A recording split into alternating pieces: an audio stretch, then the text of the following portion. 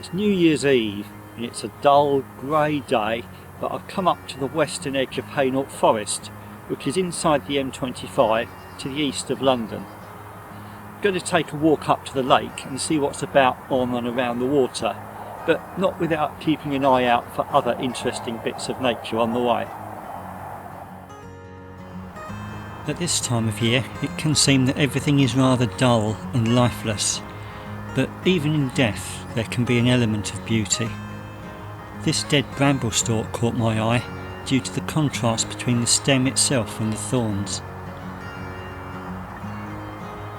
There are signs of life to be seen though if you look carefully. There were little buds on this branch, but it was the lichen and moss which really caught my eye.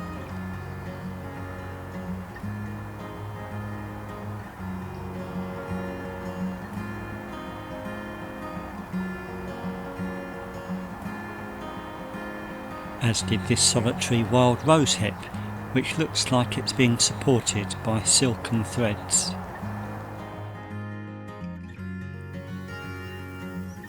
I'm up by the lake now, and I'm on a little piece of open ground with a couple of benches, and I'm watching a little trio of moorhens feeding just down by the hedge near the edge of the lake.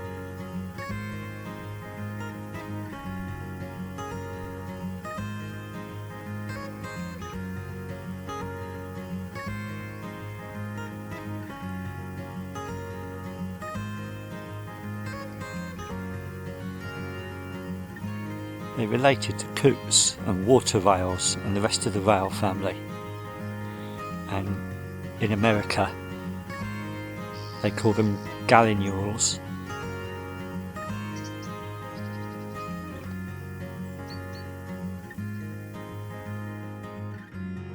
So here's the lake itself.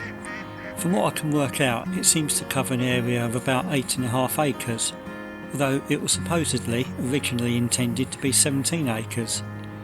It was dug out between 1908 and 1910 by otherwise unemployed men from Shoreditch.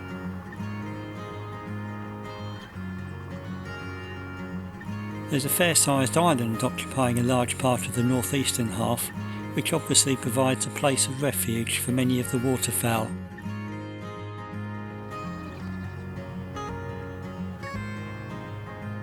As is often the way with suburban waters, not all of the residents are indigenous to the UK. This large and distinctive bird is a Muscovy duck, a species which is native to Central and Southern America. Those seen in the UK originate from private collections. Apparently the Muscovy duck is pretty much the only domestic duck that isn't in some way descended from the mallard.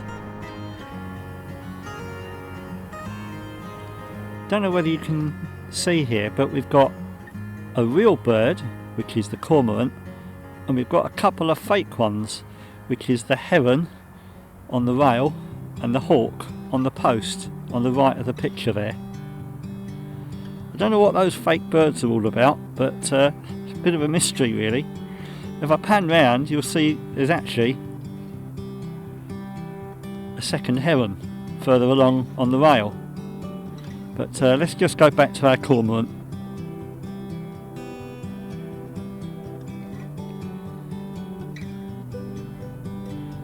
I'm sure you'll agree that the real bird is much more interesting, and as I say, I don't know what them fake birds are all about.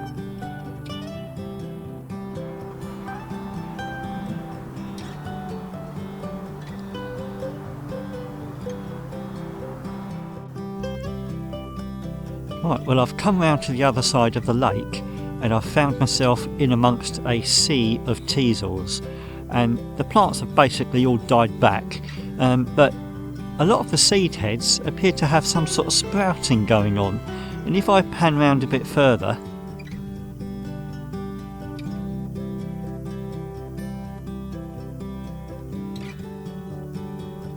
you'll see that it's happening in quite a lot of them. And I'm not quite sure what's going on. What I suspect has happened is that perhaps not all of the seeds have come out of the head after the summer, and perhaps the seeds are just trying to sprout in situ where they are.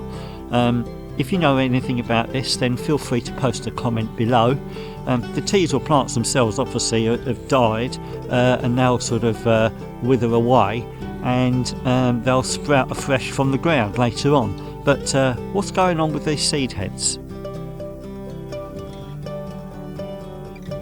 Having almost completed my circumnavigation of the lake, I encountered a few male tufted ducks. They're quite striking in their black and white livery, and as you can see here, they feed by diving completely under the surface. Like most suburban lakes, this one's got quite a reasonable population of mallard. But that one in the middle there, that one's a hybrid. I reckon there's a bit of Indian runner duck in there.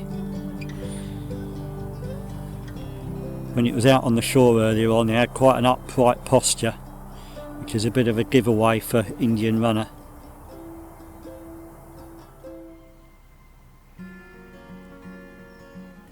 By now a fine drizzle had started to fall, but I just had a chance to film another couple of more hens, an adult and a youngster.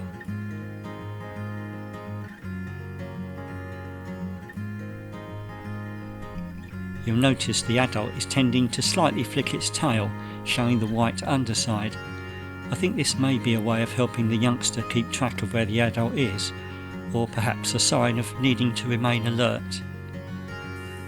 Right, well, it started out pretty grey and miserable, although at least it was dry, but now even that's changed and the weather's closed in and we've got all this horrible miserly rain, which my dad used to say, used to call it lazy rain. It's just because it doesn't go round you, it goes through you. So I've beat a retreat and I've come back to the car, and I think that's probably going to be about it for today. But hopefully I've got some reasonably interesting footage of different stuff, but we shall see, won't we? Alright, cheers, bye now.